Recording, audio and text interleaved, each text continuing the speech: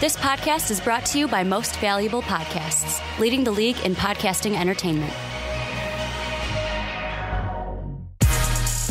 Welcome, ladies and gentlemen, boys and girls, children of all ages. This is the Fast Break Podcast. I'm your host, Sean Anderson, and alongside me, as always, he's back, Ricky Widmer. What's up, guys? It is good to be back. I didn't miss that. And Dave Oster. Yeah, I'm going to have to agree with you on that one. Hey, Dave, how you doing? I'm doing pretty good, Sean.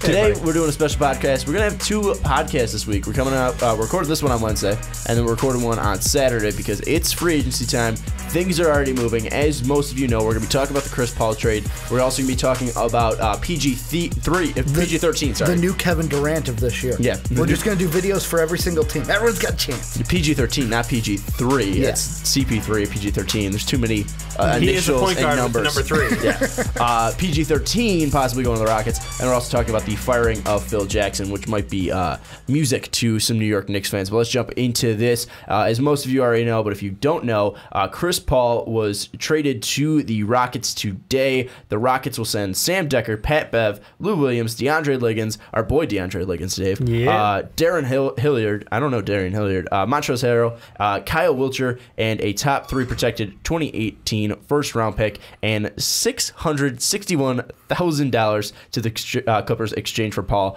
And Chris Paul did sign a year deal, and that actually extends his bird rights, so he's eligible for the Supermax next year. So the guy who's running the Players Union, working his magic there and helping him out there. What a surprise he did that. Looking at this, we got to ask the question now. With Chris Paul being traded to the Rockets, are the Rockets the next super team or the new super team in the NBA? Not yet, but it seems like they're going there. And the thing that this does for the Rockets, and I know we're going to talk about this later, but it elevates them to now they are in the discussion for PG-13. But alone with just Chris Paul, I don't think if it ends up being Harden and CP3, we're looking at this going, hey, man, what about that super team in Houston, man? They're going to beat the Warriors.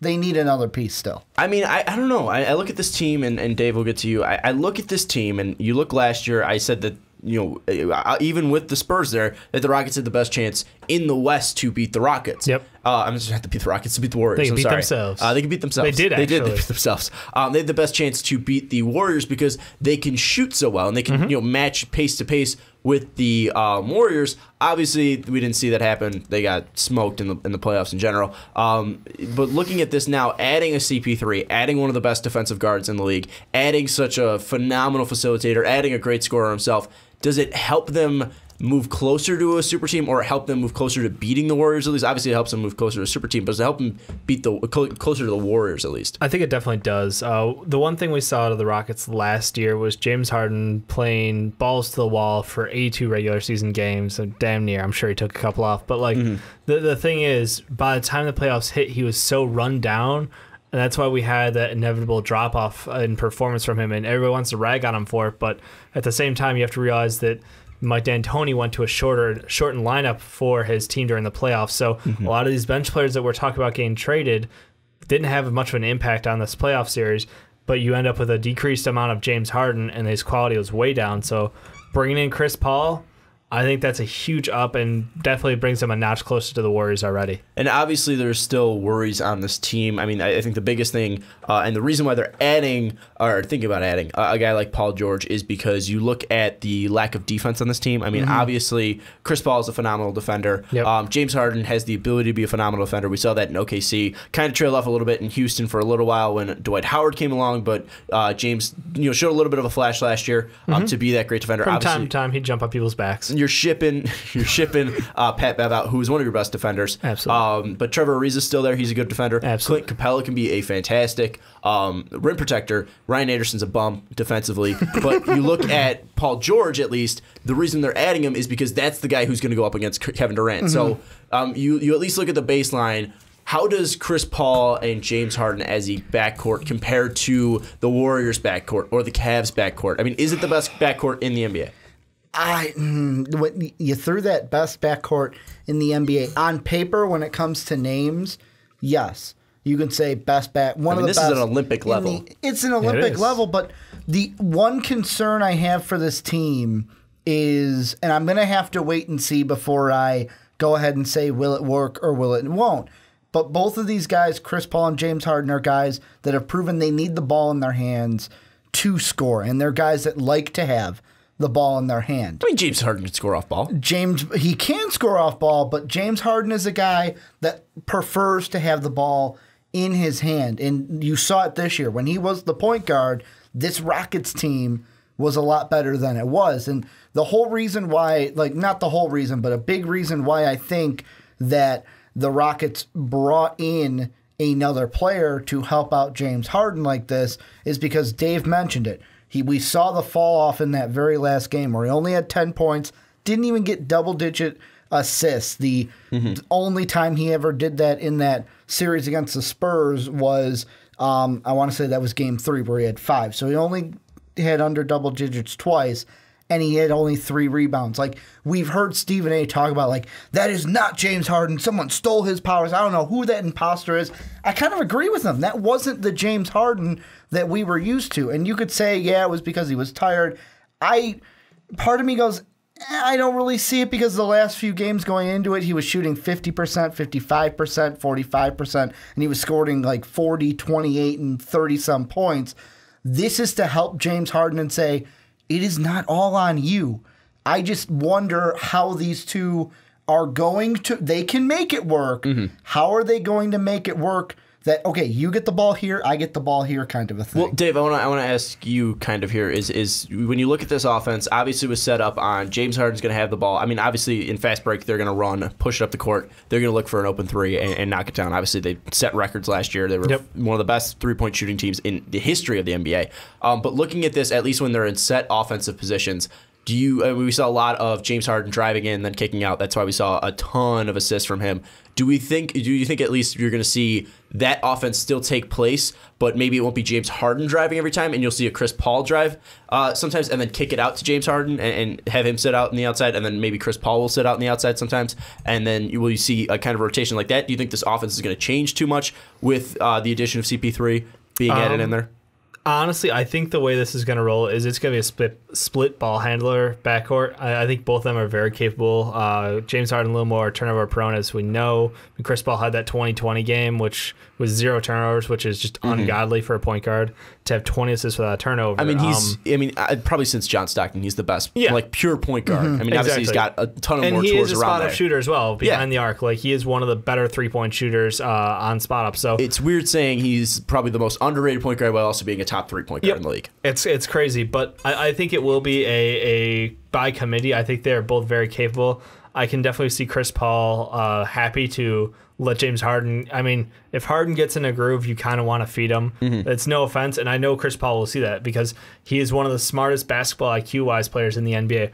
Honestly, the biggest winner out of this whole thing is I'm looking at Clint Capella being like, oh, DeAndre Jordan got the stat padding from having Chris Paul. I'm going to put up like 19 points a game and like 12, 15 rebounds. Like, just outrageous numbers from him because now he is going to be the guy down low. So I like Chris Paul really coming in and being that primary ball handler, secondary ball handler. Like, he gives them so much versatility in the backcourt. Well, do you think the offense will change where you might see more pick and roll sets, and then maybe you'll see a Capella and Ryan Anderson come up where Anderson backs out because he's such a great three-point shooter, and then Capella will drive in with CP3? Do you think that will help? No, there's definitely a lot of versatility in that. The only thing that gives me concern is when we saw Chris Paul earlier in his career playing on a fast-paced offense, he didn't really enjoy it. Like, he didn't thrive there. He liked very much the let me set up my offense, let me run my sets. So I think that's going to be the biggest transition that I have a question mark about is how is he going to fit in with the D'Antoni quick pace,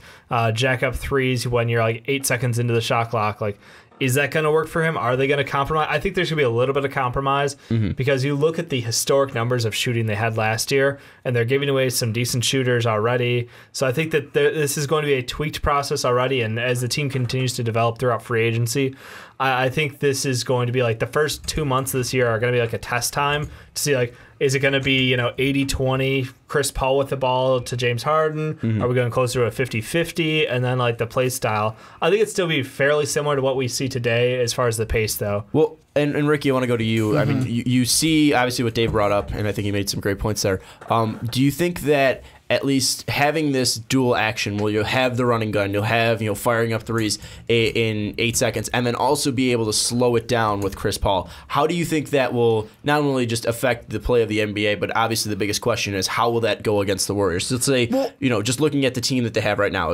leaving out the Paul George question and stuff like that. Well, any question, because they got to bring in someone else that ultimately and they have room. They still have their mid-level stuff like that. We'll get into that a little later. But how do you think that that change of pace where they can go fast, all balls to the wall right away, and then also pull it back? How do you think that will work against either the Warriors or really any team in the West or East? With the team that they have right now, I think this is something where adding CP3 helps them get a little bit better when it comes to the Spurs. That's a team where I think, because that's a team they lost to. With CP3, it brings you a little bit closer to the Spurs. Of course, the Spurs do have Kawhi You don't Leonard. think it overtakes them? I almost. I think it can. I think that series with CP3, that series definitely goes 7. And that series could be a Rocket win with CP3. When it comes to the ultimate measuring stick, though, and the Warriors, I still think they're behind the 8 ball, because the thing that I kind of think about is CP3 and James Harden can kind of have a little bit of what the Warriors have, because sometimes you saw Steph handle the ball, sometimes you had Kevin Durant handle the ball. The thing that they are missing is the Klay Thompson piece, and that would be the PG3 where, he can shoot, but ultimately you're adding him because he is going to be the guy that, hey, if we need a defender, he's the best defender that we have. Dre's that. Draymond Green's your best defender. Draymond Green's your talking about out of the defensive star. I'm talking about out of the 1, 2, 3. The Rockets don't have anybody that compares up to you also, Draymond Green level of defense. I mean, you look at that. Low. I mean, you don't know exactly what the lineup's going to look like, but if they don't get rid of Eric Gordon, which they might most likely do, I mean, that's the rumors out there. That's the rumors out there. I mean, maybe they do end up, if they get Paul George, you go with a lineup of, I mean, I don't know exactly how it would work. Maybe you don't do that. But, I mean, I understand out of the 1, 2, 3. But still, I mean, you're going to put Draymond on your best offensive player. And you're going to do that with Paul George, too. I mean, I really don't understand, but I get what you're saying. They need a defensive guy. That's the point. They need someone who... Do they need a defensive guy, or do they need a star with defensive abilities? I think that's more along the lines. I see where you're going with this, Sean. And I think because you have Trevor Ariza, who is still one of the better 3-and-D players in this league, I still have full confidence in him coming off the bench and playing up against people's ones without too much of a question. He's not quite Andre Iguodala levels of good defense, but he's still serviceable at the NBA at the 1 level. So I'm fine with that. I think Paul George brings, and I know I hate this because he gets criticized so much for, he's a star. He's not a superstar. He's yet to win much at all, to be honest. Like playoff wise, he's known for choking time after time after time in the clutch. I mean, he's never actually hit a game winner, right? Exactly. It's like 0 for 22 in the playoffs. Yeah, something horrendous like that. So I'm like, I feel comfortable having Chris Paul and James Harden there to be the closers, really, when it comes down to it. But Paul George just carries a team to a different level, because you got to remember that series against Cleveland within, I know it was a sweep, but a sweep that was decided by 16 points over 4 games. That's what you can do with a team that only had really Miles Turner helping out. I mean, that was a very lopsided roster. And honestly, Paul George is a fantastic player, but I don't know that he on his own will be able to carry them to level with what Kevin Durant's impact was to the Warriors team. And that's why I'm saying that when it comes to, if we're measuring them up to the Warriors, it wouldn't be CP3 and Paul George. That's the ultimate goal, right? Yeah, it is. But I'm not saying that CP3 and Paul George would be your Durant and Steph. Your Durant and Steph would be Harden and CP3. But this is different. You have 3 1s on this team. Harden's a 1. Paul George is a 1. CP3's a 1. Yep. This isn't like... Harden's going to have to go... to me, Harden's going to have to play the 2. Yeah, but he means as a personality, as a position on the team. They are all your number 1 guys. We always talked about with Jimmy Butler. I don't think he's a number 1. I think Cat's still that number 1 in Minnesota. I think he's going to grow to that. Scoring wise, I think he's going to end up growing to that. I don't think he's going to be the number 1 right away. But I think Cat is younger. He's one of the best young players in the league. I know you don't want to build around big man, but Cat looks like the one you can do. Anyways, getting off sidetrack. I'm saying Chris Paul can be your best player on a team and you can win a championship. James Harden could be the best player on a team and you can win a championship. Paul George can be the best player on a team and you can win a championship. I believe that all. Potentially. I like how all three of those don't have a ring. But they've never been on a team that's been that good. You need pieces around them. Yeah, of course. I mean, no one's just saying those three are going to beat the Warriors 3-on-5. Obviously, they need pieces around them. But the thing is that I think that obviously you're going to build a team around them and you're going to build a team together. I think this team, at least without Paul George, is still something on paper that can compete in the West for sure. And I think that I think they take the edge over the Spurs right now. I mean, obviously that's different because I think they could too. You obviously don't know what they're going to do in free agent, both the Spurs and the Rockets, because the Rockets still have, I just want to make sure I'm getting this right, they still have their, mid-level exception, and they still have room underneath to sign players. And I think they're still trying to move out contracts as well so they can bring in players. So obviously they're going to try to bring in vets. They're going to try to bring in 3-and-D players. They're still going to try to bring in a superstar, like you were saying. And then also with the Spurs, I mean, George Hill, possibly reunion with him. So obviously there's players there, but still looking at this of James Harden, Chris Paul, Ryan Anderson, Clint Capella, Eric Gordon. That core I still think can give damage to the Spurs and possibly knock them out. I still think they can take the Warriors to maybe 6 games or something crazy like that. I still think that this team, with their ability to go fast and slow and back and forth, I still think this team could really knock someone out. And I think that they can give the Warriors trouble. I think that's interesting that you say that they would be able to take the Warriors to 6, because I know Dave's going to bring up the Kyle Korver shot. But I look at it's like we saw the Cavs that obviously have more, I'm going to say, star pieces than the Rockets do right now, and they lost in 5. But they may have more star pieces, but does their fit match up well against the Warriors? And that's the thing that I focus on, because you can have all the talent in the world. If you don't know how to use it, you're not going to deliver. That's the one thing I will say. The Rockets do have the potential to have that fit, because I feel like the Rockets are gearing up for you know what? We're not going to slow you down. We're going to try to beat you. You want to be fast? We're going to be faster. That was the game plan going into the year. We're going to be scoring faster. Obviously, they don't have anyone on defense as of right now to stop Doesn't KD. matter if you make that first 3. No, but I'm saying just no. That's the point, though. To stop KD, because KD can go ISO and take you for 27 while you have 3 points. Yeah, I think right now it's just more so like I think it's matchup-wise how it's going to fit out for them. And I think that bringing Chris Paul and James Harden at the 1-2, I'm fairly confident that they can go 1-2 against Steph and Clay. Oh, and for that's sure. Going to be a matchup just I would just pay to watch that 2-on-2 game forever. That's the thing is I think they beat everyone in the backcourt, CP3 and James Harden, without a doubt. I think they're the best backcourt in the NBA right now.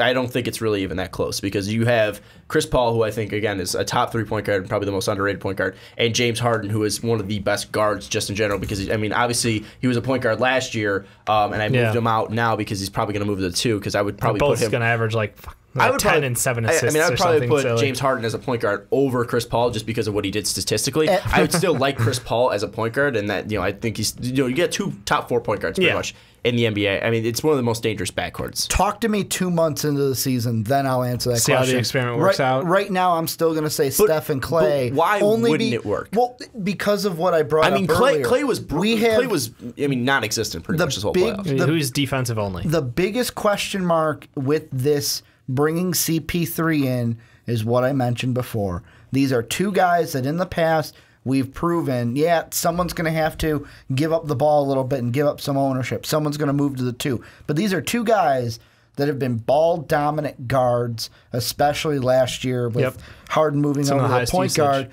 Let me see the experiment and how it is going to work and mold before I crown them the best backcourt in the NBA. But one thing we have seen is that James Harden... at least this year, or the past year, he really went down at least from 3-pointers, because he wasn't really able to set it up. Most of the ones he was firing up were at the end of a shot clock, or heavily contested. So I'm gonna be interested to see how he does more in a spot up shooter kind of range where he might have more space, because this was one of his worst 3-point shooting percentage. It was his worst 3-point shooting percentage of his career. I mean, but those assist numbers, 34.7. But what I'm saying is he can, I mean, nine a game. Even last year he was shooting 8 a game and was shooting around 35. So, I mean, he can be a guy who, if he has open space, he can hit around 39% of those threes, 40% of those threes, because he is such a dangerous shooter. Right. So, I mean, you might see the efficiency go up for James Harden. Yes, he might not have 29, 11, and 8. He might not have that, but he might be more of an efficient player. He might not need to. He might be more of a valuable player because he's more efficient. I mean, that's the thing with LeBron. This wasn't LeBron's best season, at least, with points totals, but I mean, he was still so efficient. That was the crazy thing. He was like over 53% from the field, something ridiculous. His true shooting 5% from percentage three. was beyond outrageous. James Harden could become that player, and we know what Chris Paul can do. So I'm not really too worried about the fit because again, you look at what James Harden's able to do. He can still shoot, create his own shot, and he can still drive and draw contact like anybody. I mean, he's the best in the game at drawing. Till they change that contact rule. I mean, that's kind of one of the funniest things is Chris Paul is known as one of the most vocal players on the court to argue with refs over calls. James Harden notoriously, hilariously flops, and will not shy away from the refs as well. And that cheap move where he gets jumps him on to the jump. back. I'm not saying that. The hand where he hooks people's arms, or even the jump where he'll pump fake from beyond the arc and then just bump his body into it and toss it up. I mean, he's got so many little tricks like that. Steph's guilty with it too. But James Harden's a player that I still think he's going to get his own no matter what. I mean, he's super crafty. Yep. He's still a great shooter. He could still create his own shot. And then when you have one of the best facilitators in NBA history with Chris Paul being able to set that up, I mean, it's only going to be more dangerous. It's a fit that I just see that I think is going to work. I mean, maybe Chris Paul might not be assisting him on every single play. It might be something where he's going to hit Ryan Anderson, then Ryan Anderson's going to hit James Harden or something like that. But I still think it's going to work. That's the key. I mean, we've talked about this in the past. It's how are the Warriors so successful? How can other teams try to emulate them? And that's ball movement and shooters. And that's exactly the game plan the Rockets took. And I mean, not just that. Look at when the Spurs were winning the championship and they were doing well before even the Warriors. What were we talking about? Man, look at how many people touch the ball before it gets into the hoop. That was always a point of contention. My biggest concern with Chris Paul is obviously his health, though. This is a guy who's played one full season out of the last 5, missing anywhere from 12 to like 25 games or 22 games. Do you think he'll get hurt in a high volume kind of? Well, that's a concern. James how high Harden is his usage, and because of this, could you see a system where they end up kind of pulling like a Stephen Clay where they can take heavy time off during each game because of potential leads? Because the bench is gone. The bench has been traded. Well, they're going to have a D-League bench probably. They're going to have like 3-4 guys on there who are like rookie contract D-Leaguers. But then again, I mean, if Daryl Morey's doing his job right, and he's able to find guys like a Jordan Bell in the second round, buy a Patrick McCaw, go get a guy like or an just Andre poach Iguodala. the summer league. No, I mean, like they still have their mid-level exception. They still have the ability to go out and get a guy like Paul George. They still have the ability to sign players, and as long as Morey's doing his job to get these players, and D'Antoni's helping to find guys that will fit his system, I don't see how this really can't work. Because D'Antoni, I mean, again, he brought in Ryan Anderson and Eric Gordon, 2 guys who were known to get hurt consistently. Both guys were healthy. Yeah, and they were playing high volumes. The training staff out there is fantastic. I think they're one of the top 5. So I mean, it's something too where if you have Chris Paul on the court and James Harden on the bench, that's not going to hurt your team because again, Chris Paul is one of the best guards. If you have Chris Paul on the bench and James Harden, you can run that high tempo offense that worked last year. So I really don't see this being too much of a problem. Again, it's now the biggest question of who's next. When it comes to them being the second best team in the West, this makes them better, and this could make them. I still want to put the Spurs right there because I mean I respect the Spurs and I respect what kind of players pop or the kind of performance he gets out of players. They could be definitely the number 2 team in the West. I don't think this puts them over the Warriors though.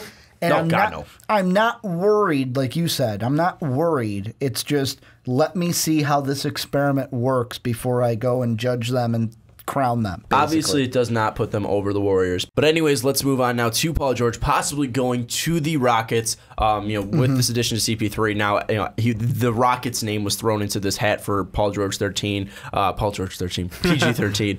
You got the Pacers obviously still in there, the Lakers, the Celtics. Now the Rockets added into this. The Cavs were in there too. So looking at this, the question is, how does Paul George fit with the Rockets and this team that they've created? Well, I think the 2 big things I look at that makes the Rockets a good fit for Paul George is 2 things. Number 1, we mentioned it in the first segment a little bit, but I'll bring it up now to put the microscope over it, is Paul George doesn't need to take the final shot if he does not want to. We have seen, like I think you mentioned, has he ever taken a final shot? And has he ever made one? No, he has. He's especially never made one. He's like 0 for 22 in his career. Especially this past year where we saw oh shit, I got double teamed. Oh, here, let me pass it off to C.J. Miles. Hey, C.J. Miles, pass it back. I think should never gave it up in the first place. In that point, I think the only time he's going to hit a game winner is in that Gatorade commercial.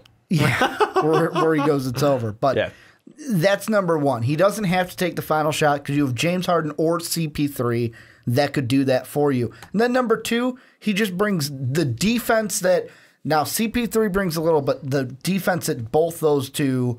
Not James Harden, Paul George would bring more defense at the position and be able to guard different players and would help them out in that aspect. Mm-hmm. Yeah, for sure he's going to add the defensive aspect that you need to stop a KD. Mm-hmm. I think if you add a Paul George, the question then becomes, are they better than the Warriors? Because if you add a Paul George, then I think you are propelled over the Cavs. Because I think, obviously, you don't have the player in LeBron James, but also I think you have a better player than Kevin Love. So obviously you're not going to be able to add a LeBron James or something like that. And I think James Harden right now, I would take James Harden over Kyrie. I would take Paul George over. I would take LeBron over Paul George, and then I'd take Chris Paul, and then I'd take Paul George over Kevin Love. So I think the Rockets would end up propelling past the Cavs, but then they don't have to face the Warriors in the West. Mm-hmm. Well, here's the thing with the Rockets with Paul George when it comes to the Warriors, because if he went to the Rockets, he would have to play the Warriors before even getting to the Cavs.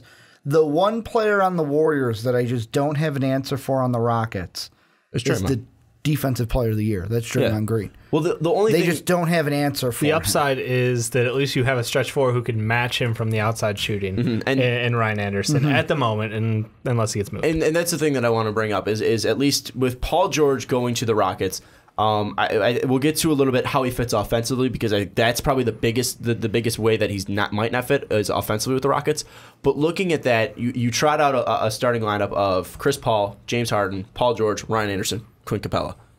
Where would the matchups lie, at least with the Warriors, Dave? Because who would be guarding who? Who would be on what? I mean, it's going to be hard for Steph to guard a James Harden or Chris Paul, but then again, would Draymond be on Ryan Anderson, or would you put him on Paul George? No, you definitely move him up to Paul George. I think that... Would you put KD outside and cover Ryan Anderson? What would be the big question here is, honestly, what are the Warriors going to do at the 5? If they're going to go a small ball lineup, are we going to see Livingston in there, filling in a role and using Draymond as a small 5? I don't know. Personally, I think the matchups like point guard, shooting guard are going to be dead even. Again, you can't get around it because both Chris Paul and Harden are both excellent scorers and excellent guards. So one way or the other, it's pick your own poison. If you're trying to avoid having James Harden drive to the basket and create for everybody and draw contact all day, then you put Clay on him. Fine. If not, you can put... Honestly, I think that's the way they're probably going to have to do it, because I see Chris Paul being more likely to be the guy on an island waiting by the three-point line for James Harden to create, because this is still technically Harden's team. Yeah. So I think it's going to be a little hard to get the ball out of there. But the big matchup is still, it's who do you want guarding Paul George? And I think that Draymond is probably going to frustrate the fuck out of him a little bit more than Clay would be able to. Kevin Durant. Yeah, thank you. It's always hard to forget about Kevin Durant. Yeah, just that guy. He's just there. You just suck with names. No, I think KD's matchup is, I would probably save him on Ryan Anderson. Let him save his energy. Stand around by a 3-point line and be able to just ball out on offense. And remember, KD's 7'3". And he can always switch too. Yeah. He can always switch whenever needed. I mean, that's the thing is like.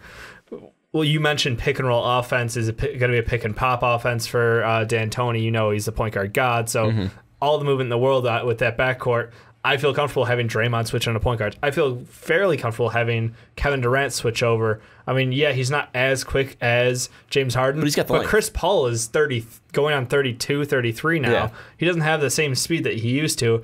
Kevin Durant, because that elite length, can kind of cover and make up for that. Well, and then looking at this, I think the biggest question for me, and at least the biggest problem I see, is on offense, because then you have 3 ball-dominated guys, or at least 3 guys that are used to having the ball in his hands. Yeah. You look at Paul George. This is the guy at Indiana. He was going to be carrying that offense. He was going to be able to lead that offense. Yes, he's able to come off screens. Yes, he's able. But you look at Paul George. He's that guy that's going to be running that offense. He's going to be that guy that's going to be able to have the ball in his hands. Whether you're late into the clock, where again we obviously know he's terrible. John Schumann back in 2016 posted this picture of 65 field goal attempts in the last minute of a fourth quarter or OT with the score within 3 points over the last 5 seasons. Paul George shooting 16%, and that was at the start of this season. So obviously that wasn't anything impressive. And the next guy above him was DeMar DeRozan at 32. So I mean that's a big gap there. So at least with Paul George, I mean you might not want to have him take the last shot and having the ball in his hands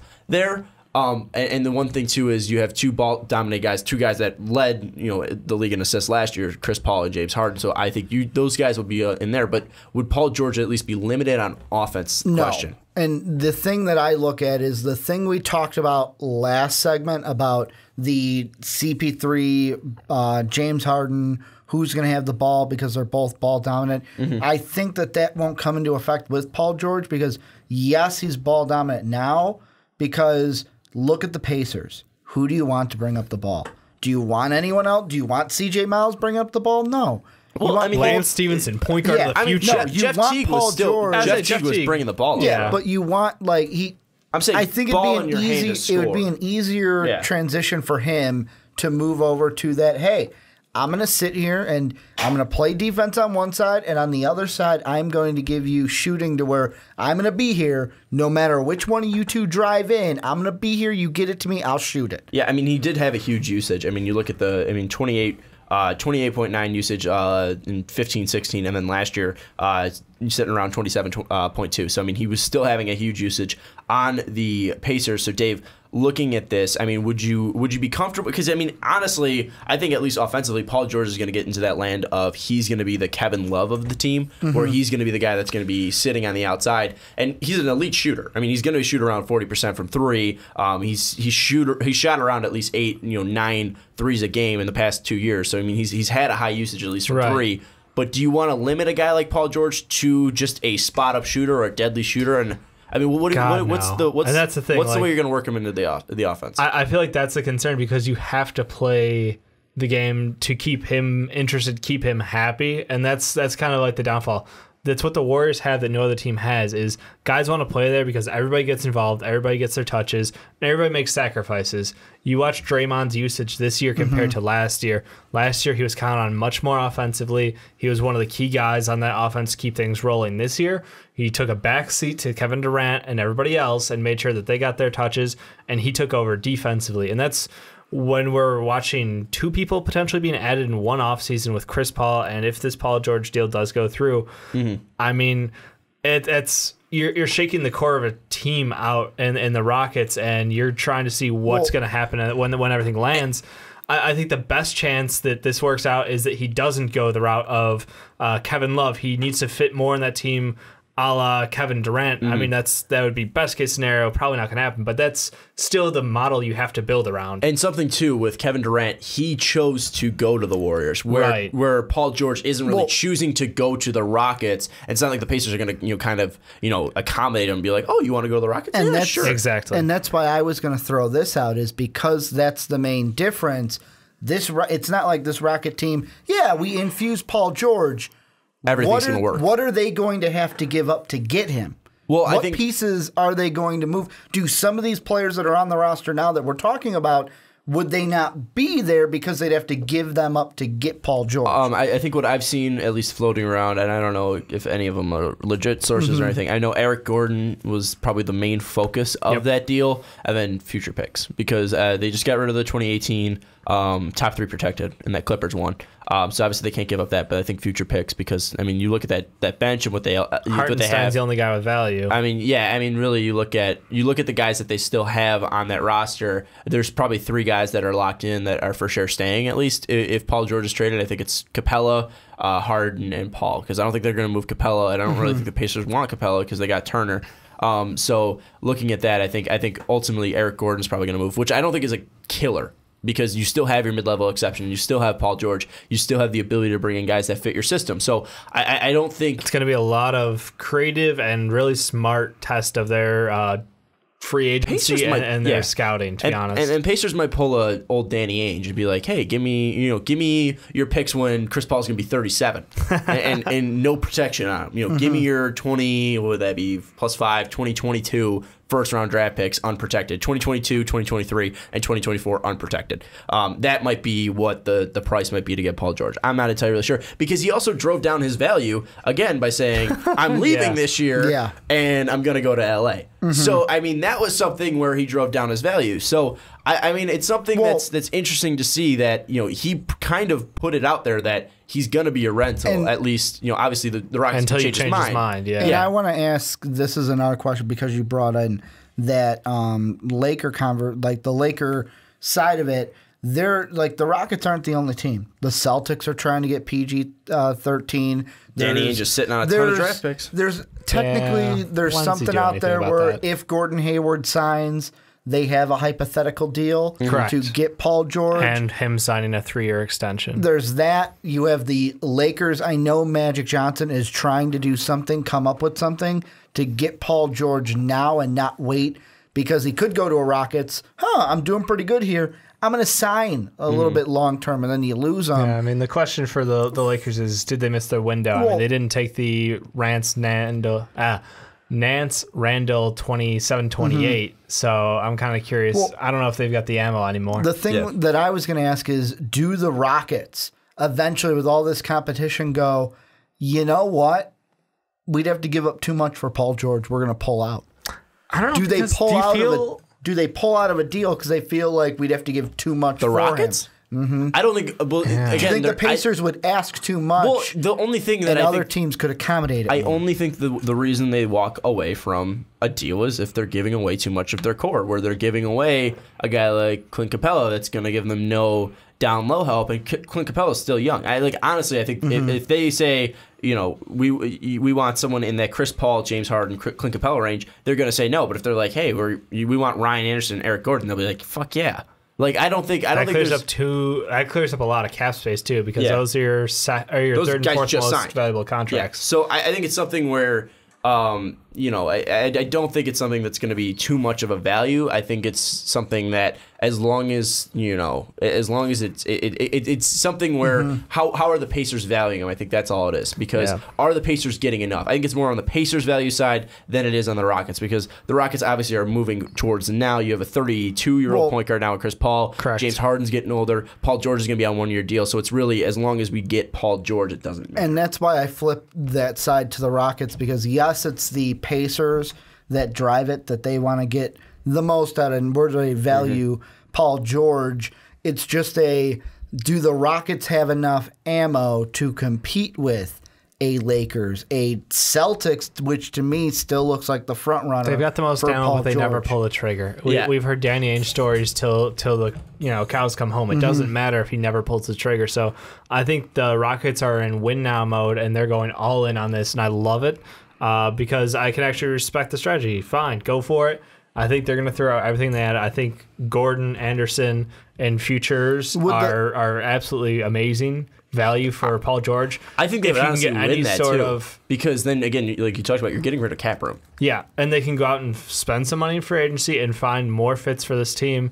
And they have a decent core. And you can do 1-year deals. You can do 1-year deals, because then once those 1-year deals come up, then you can go out. Is on a 1 year right now as well. Yeah, no, but but you can go out and get Capella last year before RFA. You're on short contracts already. Yeah, and you can go out and get guys who want to play for 1 year, and you can give them a ton of money, and then they're just gone after next year, and then Paul George signs and CP3 signs, and that's if you're winning. So you get Carmelo Anthony. You get Carmelo Anthony.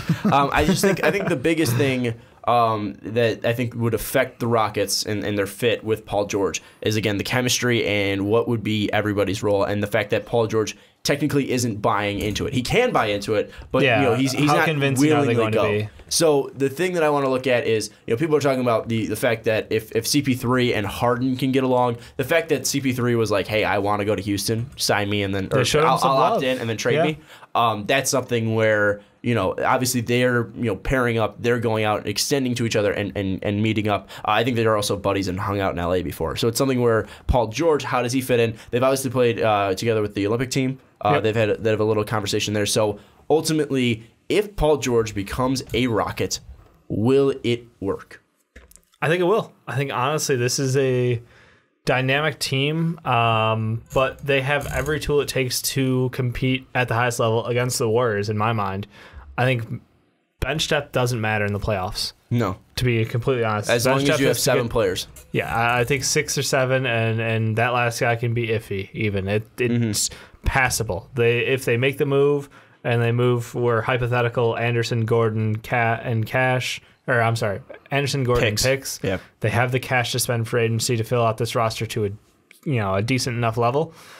I think they go, and I think they're probably again going to be like a 55-win team and potentially be right in there against the Warriors, probably in like the second or third round. Because honestly, those 3 guys on a team make me completely step over San Antonio, and that sounds disrespectful to Kawhi right now. There's just Kawhi. But it's only him at this point. And I think everybody else is aged out. I mean, Tony Parker looked amazing until he was hurt. And we don't know what's going to happen to Simmons and Patty Mills. And LaMarcus. And LaMarcus doesn't want to be there. Yep. He doesn't want to be there. So there's too many questions there as well. So I think, honestly, it's looking like a Western Conference potential showdown between the super team and the new super team. And it's like, I'm kind of hyped to see it, honestly. It's one of those, like, I look at it and go, yeah, Paul George, that kind of levelness I was going between the Spurs and the Rockets, Paul George just boosts them over the Spurs. But my big thing when we talk Warriors-Rockets, if we put Paul George on this team, because you'd be giving up an Eric Gordon, because you'd be giving up Ryan Anderson, my big thing is, yeah, you've tried to find answers for Steph, Clay, and Durant, but you still got Draymond there. They weren't really finding an answer at Clay. I think I'd still take Harden over Clay, and don't go back to last year's rankings. Well, I get it. We put Clay over Harden. My bad. I'm just saying. Told you guys. Draymond is still there, and I don't think I agree. The Rockets would have anybody to kind of fit like. But out of those 4, if I'm like, anyone can beat me on offense, I'm picking Draymond Green to beat me on offense. I'm not going to go after the 2-time MVP in Steph Curry, the toaster in Clay. But Klay Thompson's going to go off for 39 and a quarter, and then Kevin Durant, who's one of the, if not the best scorer in the NBA. But Draymond actually, as he's kind of matured with the player, he's a good scorer. He's now become fuck it. You're going to leave me wide open? I'm going to challenge but I'm still saying I would rather have take your chances Draymond with him. Shoot wide open threes than Steph Curry, the greatest 3-point shooter in NBA history, to shoot wide open threes, or Klay Thompson, the toaster. Matter. Steph Curry will just back up until he's open, and then he'll make it. Or Klay Thompson, the second best 3-point, or third best, or top 5 best 3-point shooter of all time. Let's be honest. Or Kevin Durant, one of the best scorers of all time. Steph Curry's open as soon as he walks into the gym. Exactly. So I mean, it's something where out of those 4, I'm fine if Draymond Green is the one beating me, because I don't want the other guys beating me, because we know what they can do. If we're shutting those guys down, then great, we're doing something well. Ultimately, I think it's. I don't know what's going to happen. I think that's why this time's so much fun. I don't think anything's going to happen. I don't think Paul George is moving. You know what's hilarious, though? What's that? If the Rockets get Paul George, what does that mean for Russell Westbrook's future? Like, where is he going? Because I know there's like kind of inklings of, if he doesn't sign the contract extension, he could move. But does this kind of affect other teams, like in that West, like teams we haven't talked about? The Thunder's the one I look at. I don't know. It's interesting. I think how it affects other teams in the West, I think it's really then you're putting a microscope on the Spurs. Because Clippers are obviously falling down because Blake's not coming back. Chris Paul's not coming back. JJ's not coming back. They look like they're going to get DeAndre Jordan away. So they're falling down. Utah, if they lose Gordon Hayward, they're most likely going to take a fall just because they're losing probably their best scorer. Yeah. Rudy's still there, obviously, but still that team's going to take a hit. I mean, ultimately, it's going to make it put a microscope on the Spurs, and can you keep it as a 3-team kind of race there. So I think that's probably the where we're going to leave it there, because I think it's interesting. Ultimately, I don't think Paul George gets moved. I think the Pacers are just going to hold on to him because they're not going to get enough value. I mean, do you guys agree, disagree until on the that? trade deadline? Until the trade deadline? Yeah, he's going to get moved for something. Do you think he goes to the Rockets at the trade deadline? I think he goes during this free agency period. You think so? I think he goes before the start of the season. Where's he going? I'm still leaning towards I want to lean Rockets at this point because they actually have momentum and they look like they're trying to get shit done. Danny Ainge has he's the one man who can decide this. If he wants to throw the money on the table, he can do it and just be done with it. It's in his hands. Like, it should be the Celtics. It should be obvious and done. Well, throw out two. If it happens in free agency, it's the Celtics. The only way it's happening this offseason is if Hayward goes to Boston. You mean during the trade deadline, it's Boston? No, like this offseason, it's Boston. Because if Gordon Hayward says, I'm going to Boston, that's the only way Paul George gets moved this offseason. Okay. At the trade deadline... Okay. You said offseason free agency, so I kind of want to say anything goes... Because what's his value for the last 30 games of the year? I kind of want to say, and that's why I want to throw out the Cavs if it's the trade deadline, because the Cavs might be like, fuck it, let's just get a deal. Let's try to get something done to get him here so that we can compete because we're going to win the East. The only reason why I don't think Boston is going to do it, it's from a tweet from Newbeck on Twitter. It says, Daryl Morey out here executing another trade for a superstar while Danny Ainge is busy sending reporters texts about what he might do. Danny Ainge has not proven that he can man up and make a trade, and he's still got Jason Tatum, Jaylen Brown. He's got these assets out of the ass. He's got 6 wings. And hasn't moved any of them. So I ultimately don't think the Celtics are going to make a move for Paul George unless they do sign to Gordon Hayward, which I don't know is going to happen. Obviously, they have a meeting on Saturday, Gordon Hayward and the Celtics, but let's not get in Gordon Hayward right now. We'll probably talk about him on Saturday. We're going to talk to him. Oh, I hope so. That'd be awesome. Big fan of the show. But anyways, let's move on to our favorite team, the New York Knicks, and finally, Phil Jackson. I think James Dolan watches this. We put out the video about KP's long-term future, and then maybe 24 hours later, Phil Jackson's fired. I said it was going to happen. It was going to happen. Yeah. So Phil Jackson is now fired. He's now out in New York. Kind of really stemmed from Melo's camp saying that they wanted to start a buyout process, and Dolan's like, nope, Phil, you're gone. So that's happened. Now Phil Jackson's fired. So the question is, what's next for the New York Knicks? Not only bringing in the replacement for Phil Jackson, but also the future of the Knicks, and then also probably the future of KP and Carmelo. So there's a lot to digest here. Obviously, we just talked about KP. So looking at this, at least who's going to fill or who should fill the next role for the Phil Jackson and for the Knicks, because obviously there's Mazzieri out there from Toronto, David Griffin, who's just got fired from the Cavs. Is there anyone that's kind of a perfect fit or just a fit in general that the Knicks should be looking at? I'm going to go Griffin, and there's only one reason why. He's got a ring. That's the big reason. I know you can put it on LeBron James, but I look at what the Cavs had done, and I look at what he has done for that, and I know that it's Uri is like you said, Dave, when we were driving here, is like he screwed him over too many times. Let's get him on the team. Yeah, kind of a thing. Notoriously behind the Carmelo trade off the Nuggets and the Bargnani trade. I just look at the two rosters and I go, one has been in the finals the last 3 years. The other one has, yes, they're a good playoff team, but they haven't been able to take that next step. I know that there's a big roadblock, though, when you're dealing with LeBron James. Having LeBron James is like cheating when you say you're getting to the finals in the East. It's like, is it a year in the 2000s? Yep, LeBron James in the finals. I mean, what was the last year he wasn't in the Eastern Conference Finals? Was it like 2009, 2006? Somewhere 2006, back. I think. Yeah, it was somewhere it's been way like back. I'm going to 8, maybe. 2008? I don't know. I think it's been forever since he wasn't in there. I mean, because obviously Boston had their run. Magic had their run too, but maybe it was a Boston Magic final series. But looking at all of this, I mean, I think the next move for them is probably... I don't think it's either Griffin or Uri. I don't know where it's going to come from, but knowing the Knicks... mystery box? It could be Isaiah Thomas. I mean, for fuck's sake. I mean, could it be Chauncey? I don't think Chauncey wants that. I don't think Chauncey wants to leave. If he wasn't taking the easy job in the Cavs... I don't That's not an easy job. No, you think rebuilding the Knicks is an easier job than the Cavs? The question I was going to ask is, which one would you rather have if you're Chauncey? The Cavs or the Knicks? I'll take the Knicks. Cavs. If LeBron, less pressure. No, because if LeBron walks, Kyrie walks. What do you do then? And then you're stuck with nothing. Okay, then you're rebuilding in Cleveland, where it's not that big of a market with LeBron gone. And nobody wants to go to Cleveland after LeBron James. Okay, so now you're going to have to rebuild New York, rebuild all of the shit they've done. Instead, you've got New York with Porzingis and Frank And Hernan Gomez, not the same level, obviously, but still a quality contributor. And you also still have James Dolan, the stench of Isaiah Thomas, Phil Jackson, Stephon Marbury, Allen Houston, Latrell Sprewell, Derek Fisher. You have the stench of all of those players. Yeah, so by comparison, you're not going to look that bad. You know, but you're already having a terrible track record. James Dolan is one of the worst owners in the NBA. You have pieces there.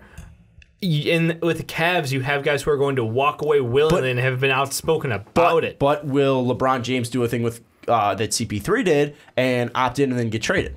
I mean, he could possibly do that. They could possibly do that to help. That's not the LeBron thing. But that's not true. When he left Cleveland the first time, there was picks moved to Cleveland.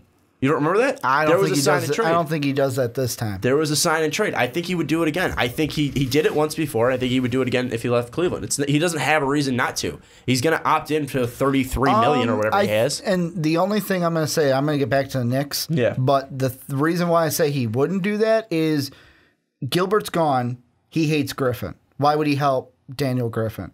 The guy that he hated with the whole letter situation. Because of Cleveland.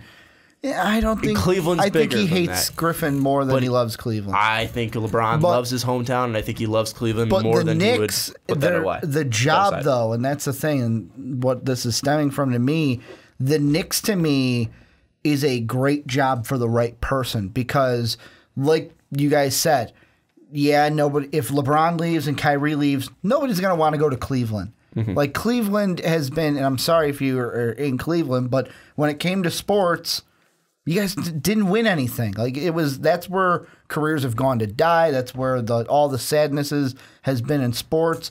The Knicks, it's been like New York, and you get to bring New York out of the darkness and back up to the top. Like this is a team that prides themselves on their like the only two teams in my lifetime that I've seen so much pride from the city is the New York Yankees and the New York Knicks. Like, those are the top two. And with the Knicks, like, you get to be the guy to bring them back. And if they get the right basketball mind in there, they could be back at the top, especially in a weak East, especially if the Cavs get weak by losing both those players. See, the thing is that I don't disagree that the Knicks are the easiest sell in the world. But the reason is, and we talked about this with James Dolan. Everyone has failed there since James Dolan. Everyone has failed there. And then also what we just said with Phil being there was that it was the least likely or least wanted place to go to. That was with Phil there. I know, but Dolan. what I'm saying is Dolan's still there. Everything's still there. It's not like this team's going to be turned around with Phil Jackson coming in because this plane was a fucking train wreck with James Dolan running it. The one thing that did show was James Dolan has complete faith and disinterest in the team. So what he's willing to do is, once you're the head of basketball operations, you do your thing. But do you trust James Dolan to hire anyone like? Think about this. Think about his past hires. Phil Jackson, was that not the best option available at the time? Was there anyone who said this is a terrible move? Had to toss a ton of money at him, and it obviously, but he just got the brand. But he just got the brand. Pick the right person. But he just got the brand name. Did he not pick the right person? In hindsight, no. Before that, just going back in time, it was like, honestly, he picked popular people. Yeah, he's just picked the brand name. Isaiah was actually really good with drafting too. Like he wasn't terrible when it came to personnel. I don't remember any of his trades picks. were terrible. Who was his draft picks? I'm trying to go back in my head right now. No one. Name the last superstar the Knicks say have not built. Superstar, but I think that wasn't star.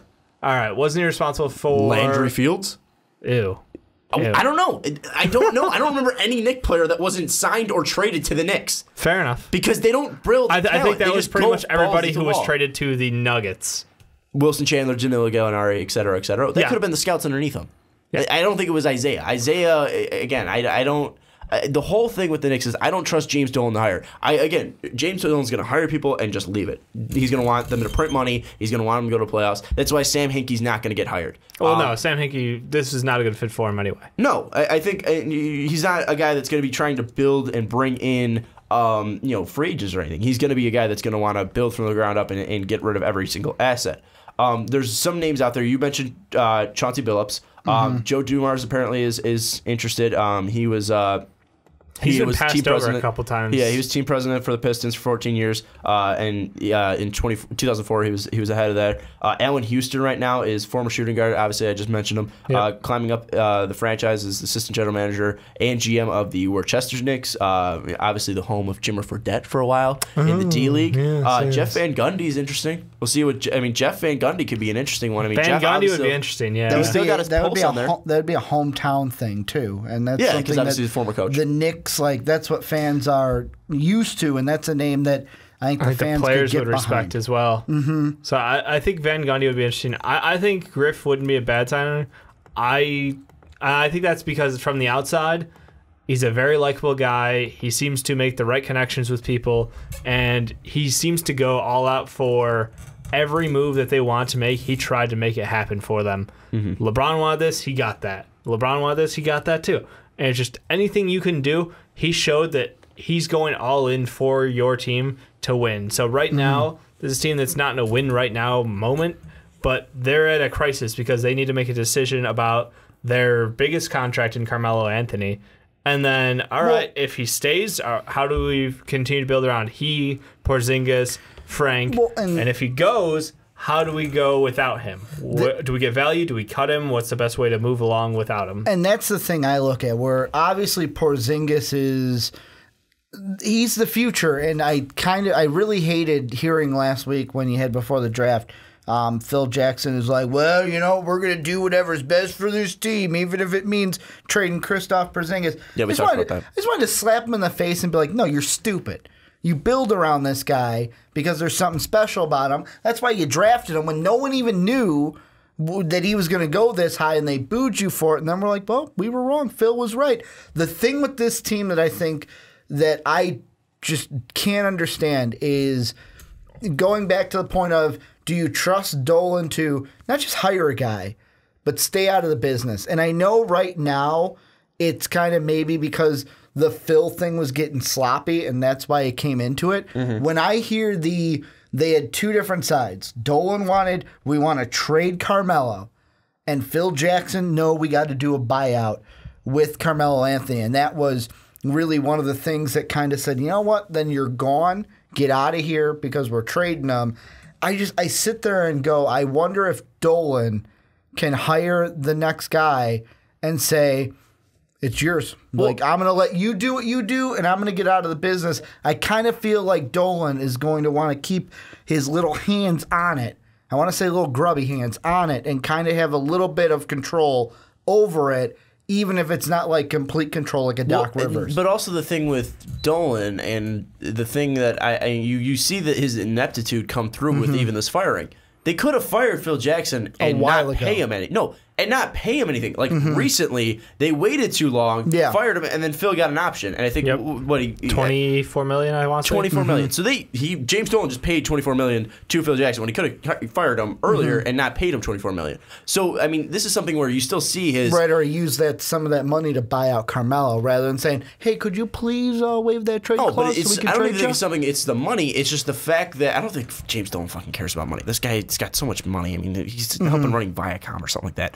But James Dolan, it's something where you look at him and it's just something. It's just you waited too long. It's something where franchises that are running well are gonna save any money as possible just because it saves face. I mean, most of these guys can waste $24 million. It doesn't matter because you're the owner of the New York Knicks, New York Rangers, etc. You have all this money to blow. And he's been able to just let the New York Rangers run. And the New York Rangers have been a successful franchise. Exactly. But you never hear him jumping in and kicking people out and just making bad hires. He made one good hire with the Rangers and he's been able to run it. It's just something where I don't see him being able to make that hire. I don't think he's going to go with Mazzy. I don't think he's going to go with Griffin. I think you look at an Allen Houston, a Chauncey Billups. I think he's going to throw in someone who's inexperienced and not ready for this job and not ready for New York. I mean, obviously Allen Houston's been there before. I think the smartest hire that he could go for is Jeff Van Gundy. I don't know how those two are going to get along because obviously I think they've got history. Dolan fired him before. Yeah, so that's why I'm like, I don't know if time is going to heal that wound after seeing the whole drama this year with Dolan and Oakley.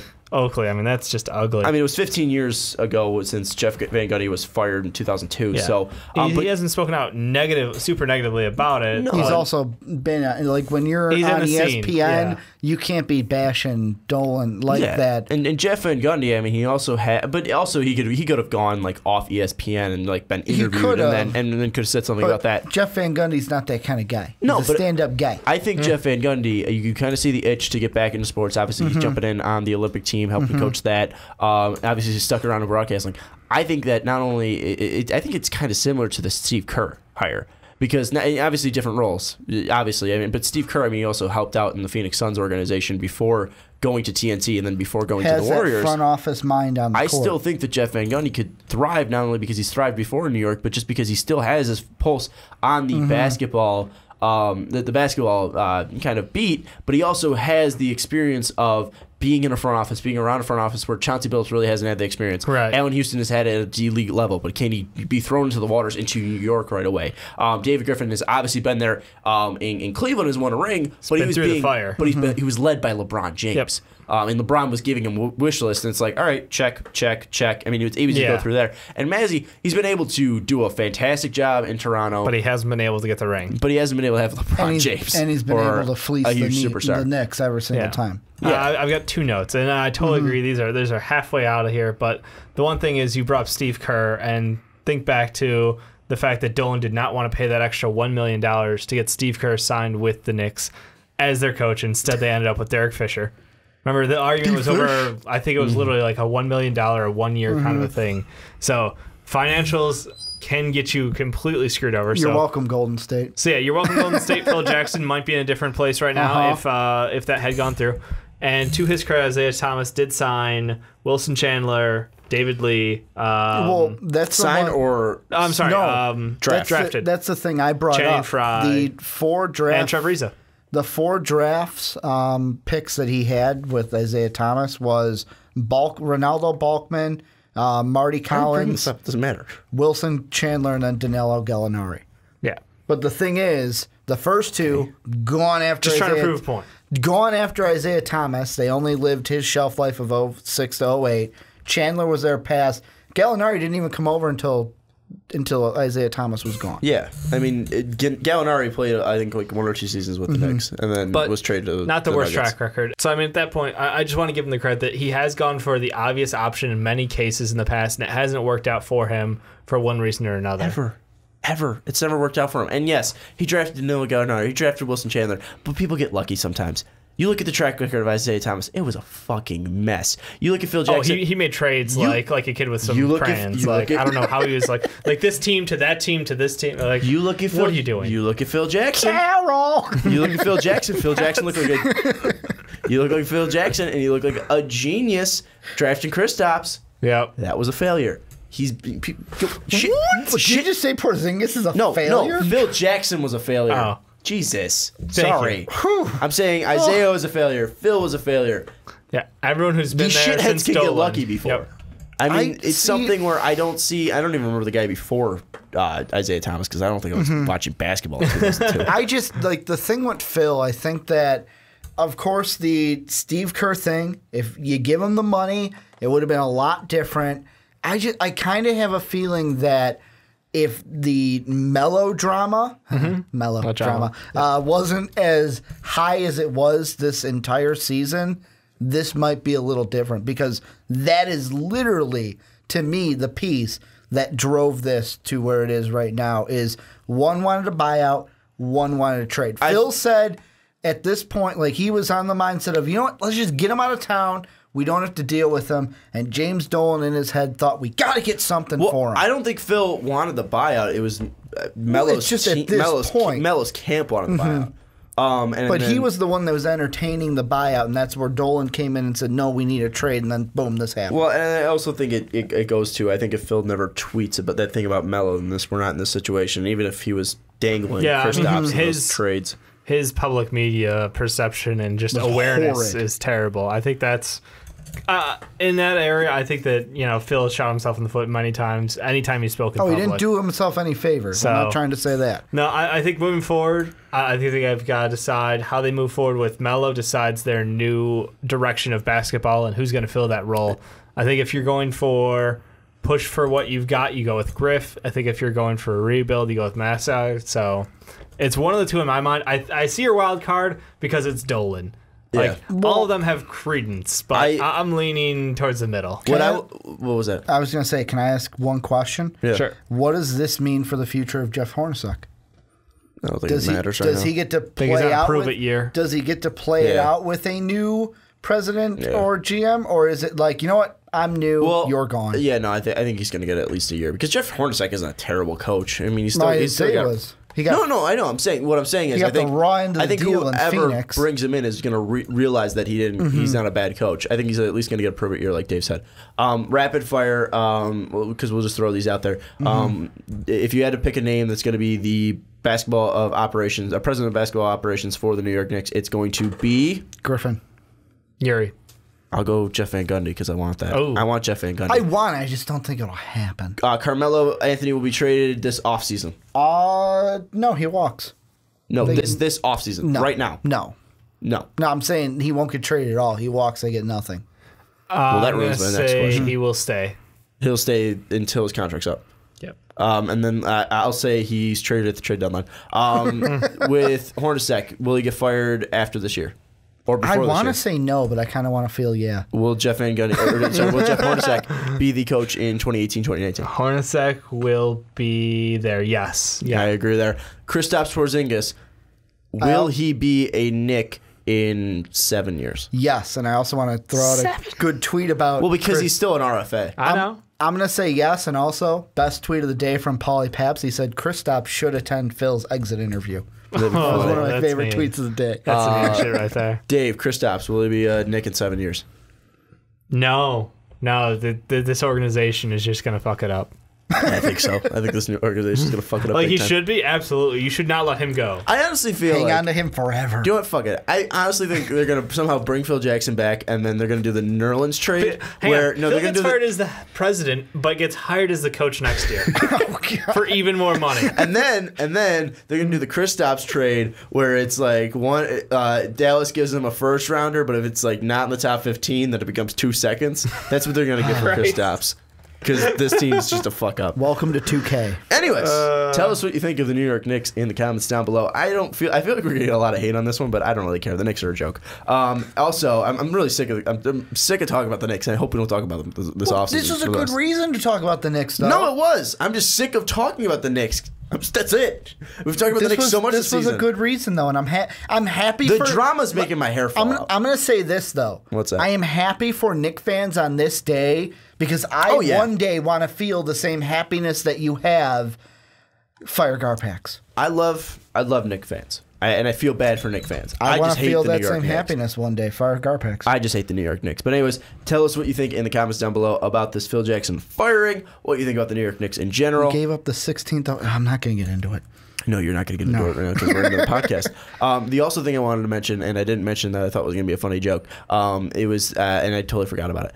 Anyways, let's end this podcast. This is the Trainwreck. It's 10:30. For Dave Oster, for Ricky Widmer. If you're listening on Blog Talk Radio, thank you so much. I think this is going to be the first podcast that's put out in its full, or second podcast that's going to be put on full on YouTube. So if you're watching the full thing on YouTube, thank you so much. If you're watching the segment, don't forget to like this video. Don't forget to subscribe to our channel. Don't forget to check out more Fast Break coming to you and more MVP coming out to you coming up soon. I'm going to end this because this is terrible. Anyways, have a good day, everybody. We'll see you next time.